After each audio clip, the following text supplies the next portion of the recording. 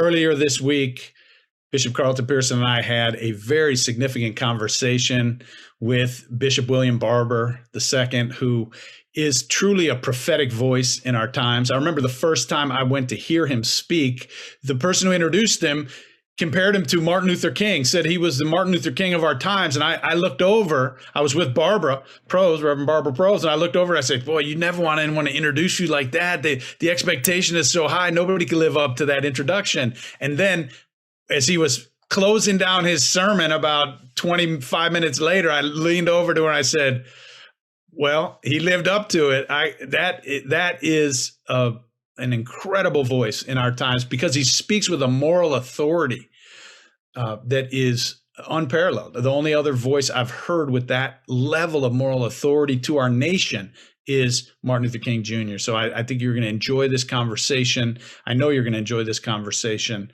that we had earlier this week. We're absolutely elated beyond words to welcome to one of the great voices in America and in the earth about what Jesus said he came to preach was the gospel to the poor.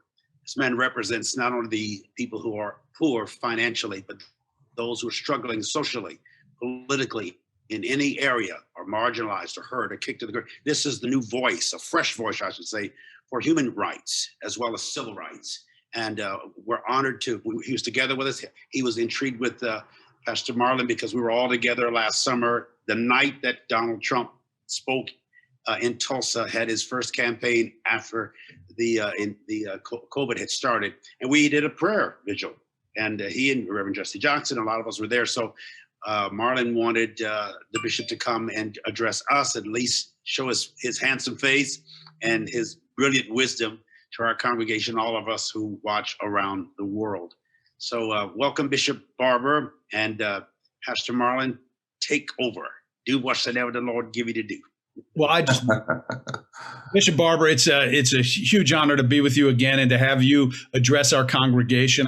And I just wanted you to be able to say hello to All Souls here in Tulsa.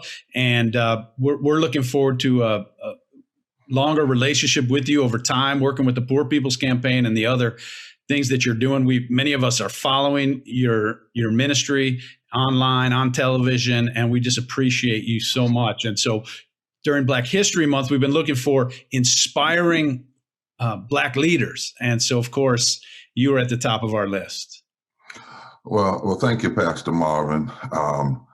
I have a great love for the Unitarian Church. I've preached in the pulpit there in Washington, D.C.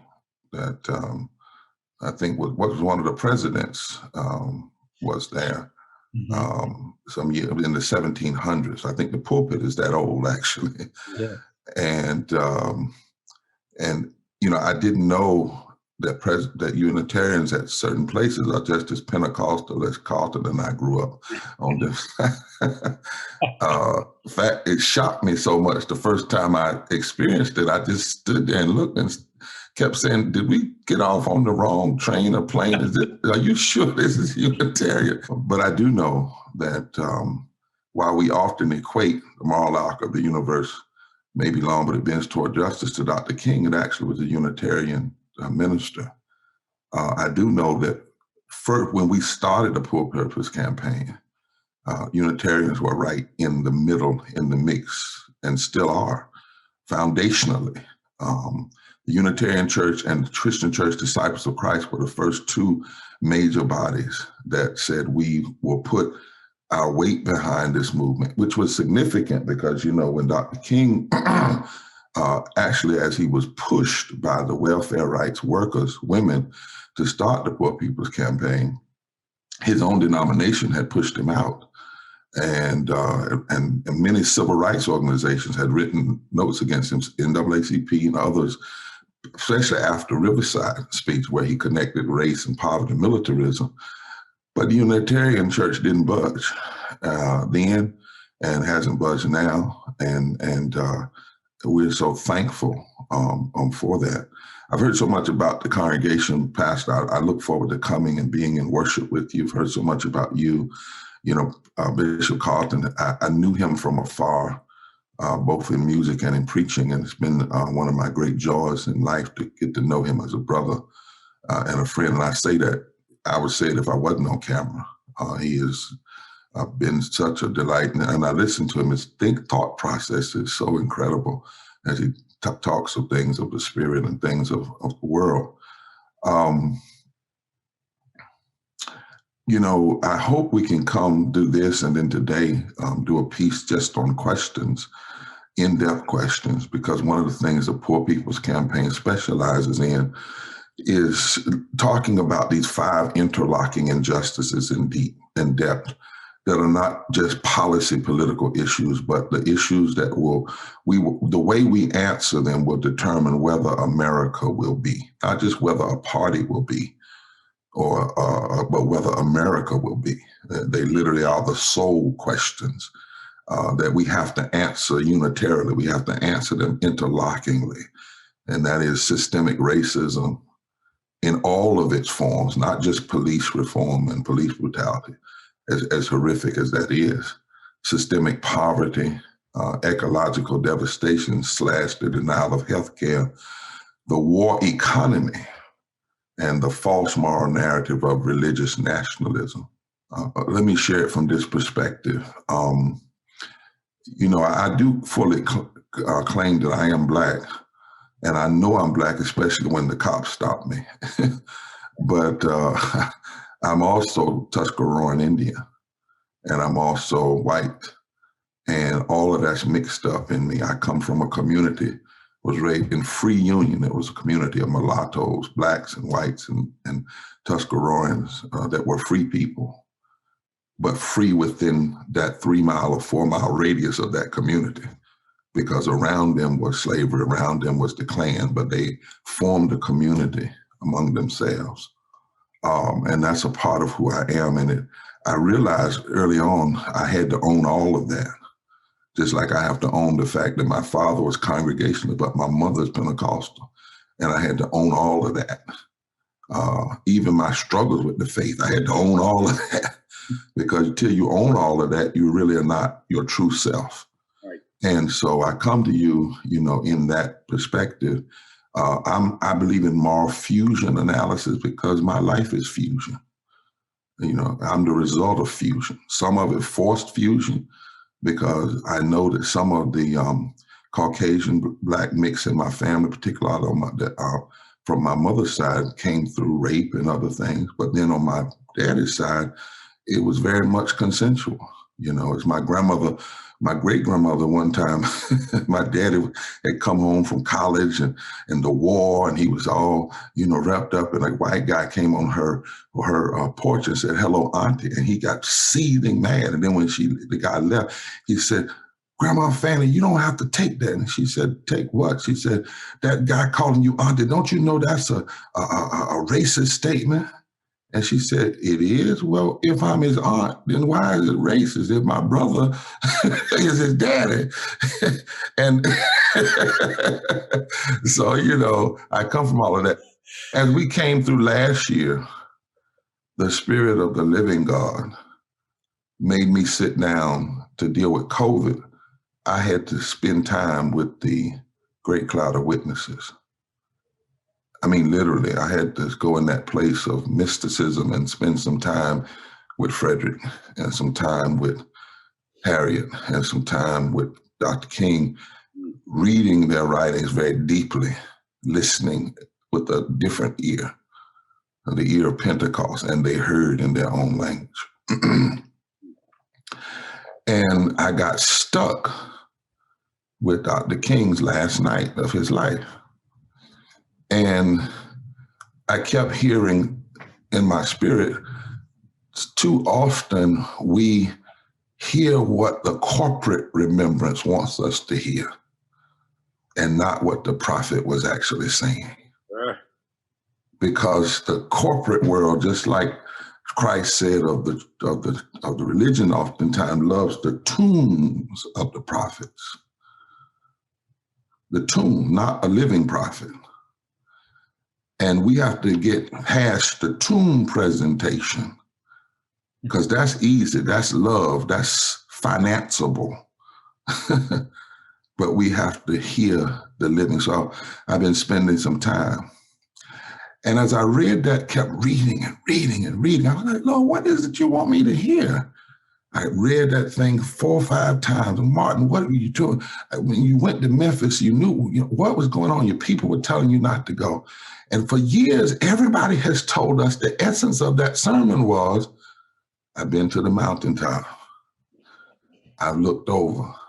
Yeah. I've seen the promised land. I may not get there with you, but we as a people get to the promised land. Well, I don't know what will happen now. We've got some difficult days ahead.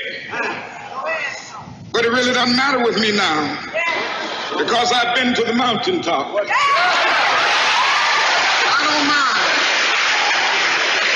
I don't mind. And the more I researched it, I found out that wasn't the title of the sermon.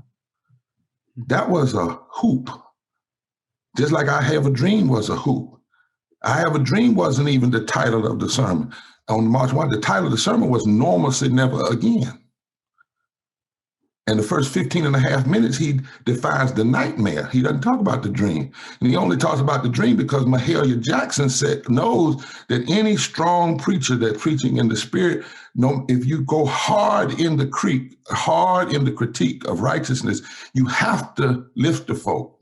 As my grandfather said, you got to go by Calvary, boy, and get him on the cross and then get him in the grave. But you can't leave him there. And I kept reading.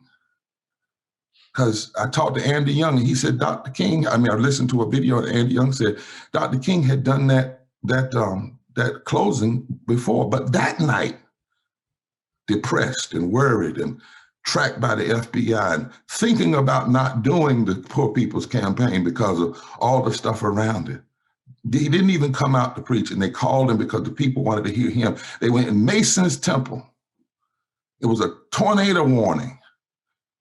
The only folk that really came out that night were those good old church Pentecostal folk who would go to church in any kind of weather. Yeah. The church wasn't even full. And then I saw it. Dr. King goes through, he's kind of rambling, picking up from different sermons. And then he says something like this, and I paraphrase. America's a sick nation, y'all.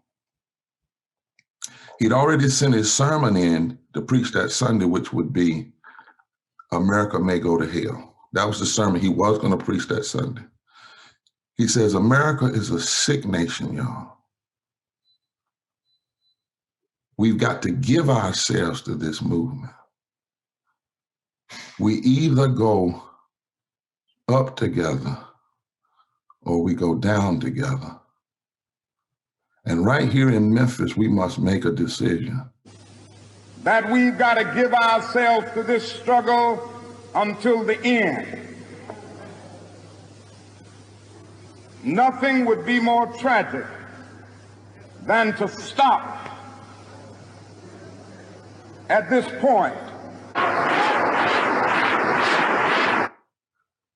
Nothing would be more tragic than for us to stop at this point. 13 words. That's what he was saying. And I got stuck in those 13 words.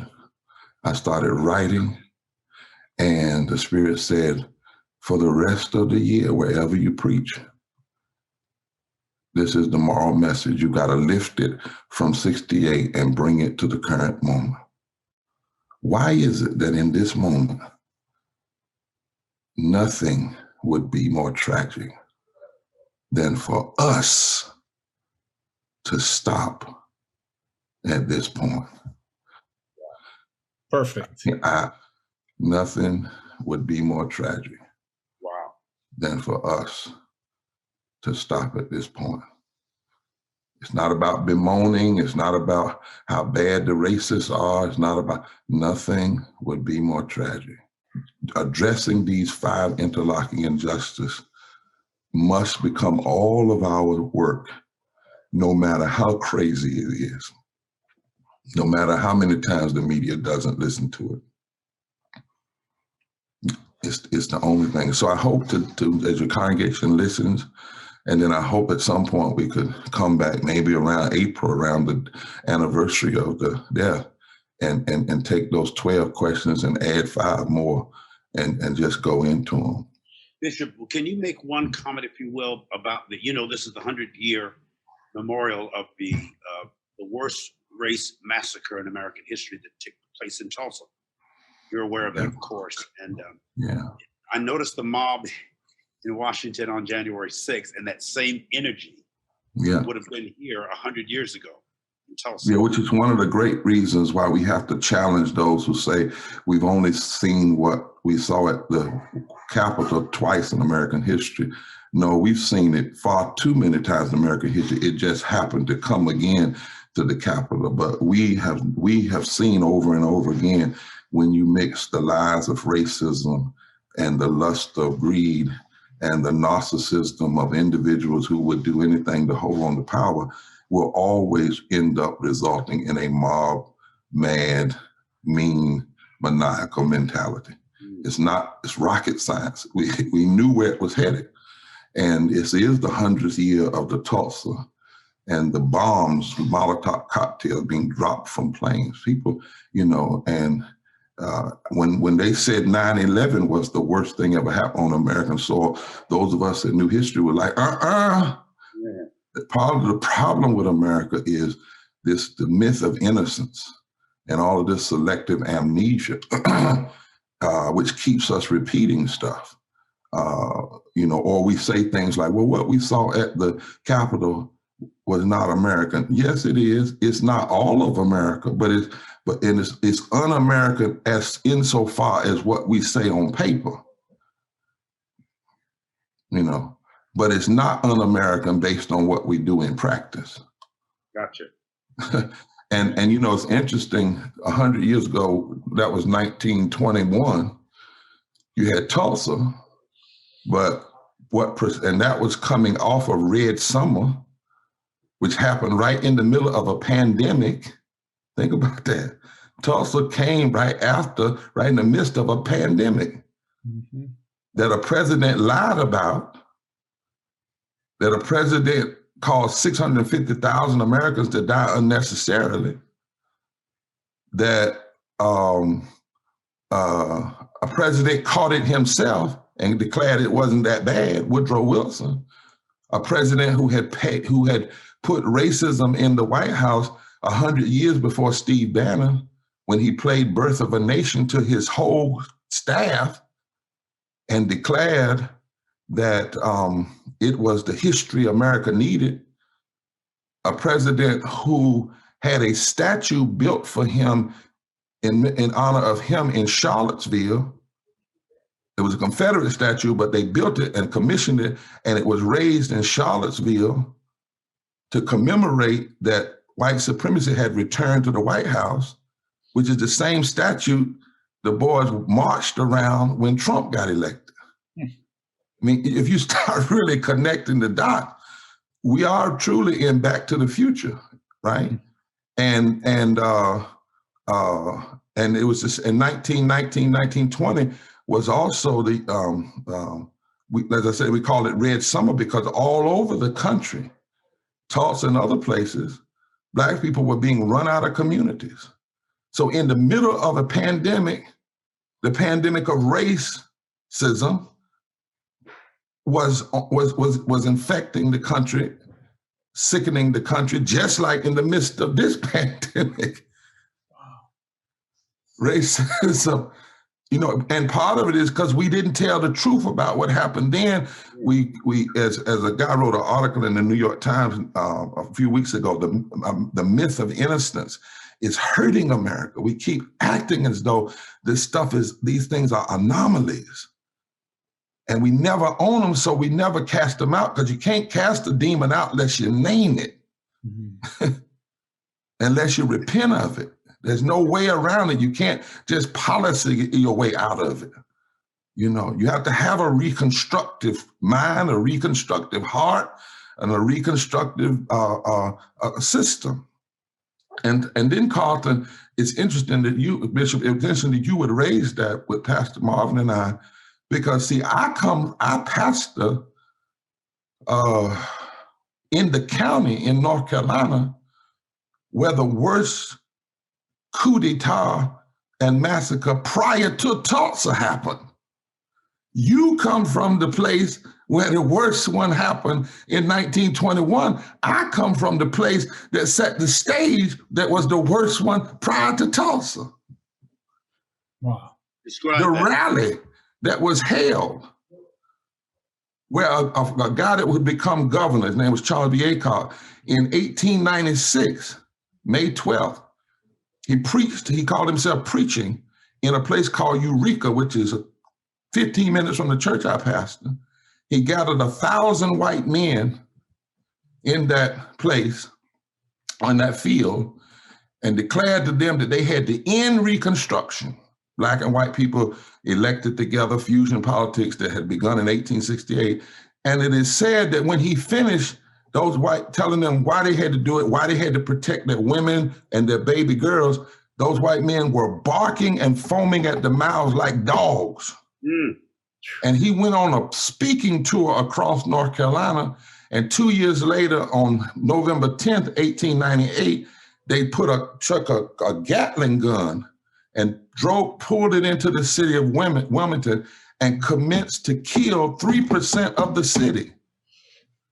Wow. Where the wealthiest Black man lived, where the Black newspaper was run by the mulatto out of wedlock son of the governor of the state.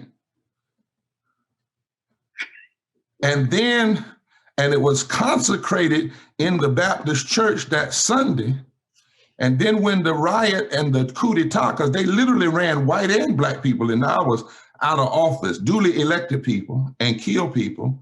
And then the next day, Carlton, on that Wednesday, they sent out a telegram around the country saying, this is how you take the government back and make it great again and put it in the hands of the white folk. And that telegram became the guidepost for future riots.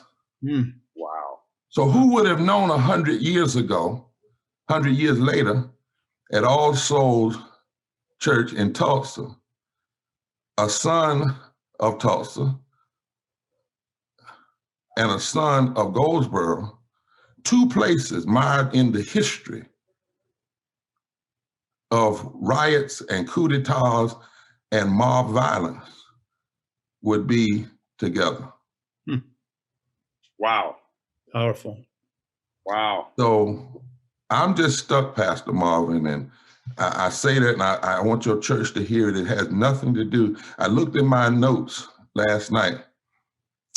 Somebody asked me, how many notes and sermon notes do you have in your phone? I said, I don't know, I never looked. So I looked last night, it's 3,781. So it is not that I can't say something else, but it is that I can't say anything else. Yeah. And so, like my uncle, I'm gonna just preach this until we start living it. Yeah. So thank you so much. And I've never said this as much publicly, but Carlton, thank you for taking the courage years ago for pushing us on what grace and love meant.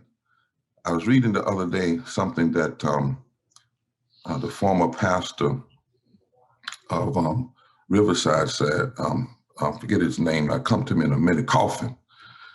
And Carlton, had been told by people that his son died because God was angry at him, And Carlton preached a sermon, and in that sermon he said, the worst thing we have done in theology is make God people's enemy when they need God to be their friend. Wow. Yeah. Right. And every time I listen at you and relook at your movie and think about it, it's a profound, I think it will be, we're yet understanding, not just what you have said, but what many have tried to say. And we got to keep saying it. That God ain't thinking about love. God ain't trying to be love.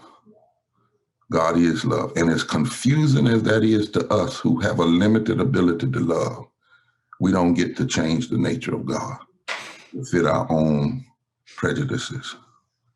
Good. Yeah. Beautiful. Thank you all so much. Thank you And, so much. Take care. Thank you so much. We appreciate you. You're a prophet in our times, and we are following you, and we're with you. Look forward to being in conversation with you again soon. Thank you. Take care, Bishop. Take care, Pastor. Take care, Barbara. Hey, All right. nice to meet you. Still moving. What can we say, Bishop? You blessed us today. Thank you so much. We'll do it again. Thank you. Thank you. Thank you for joining us. For 100 years, All Souls in Tulsa has been a beacon of this free faith. We offer our services and programs freely online for all those who are interested. You can help us to do this by making a one-time gift today or a reoccurring pledge. We really appreciate you joining us and being a part of helping us make All Souls in Tulsa what it is. Thank you.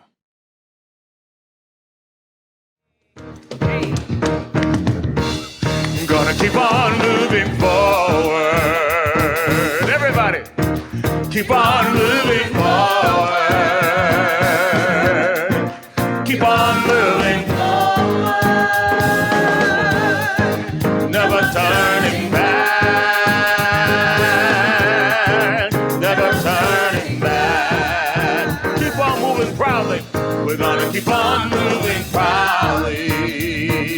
Proudly, come on. Keep on moving.